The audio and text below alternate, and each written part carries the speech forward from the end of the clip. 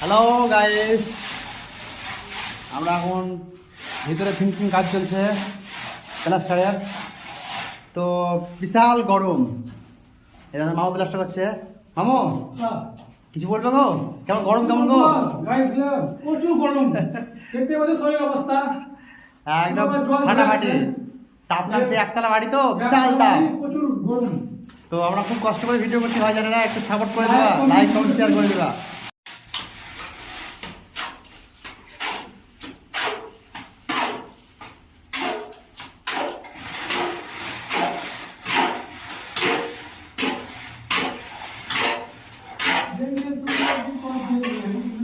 Guys, এটা আমাদের কাজ।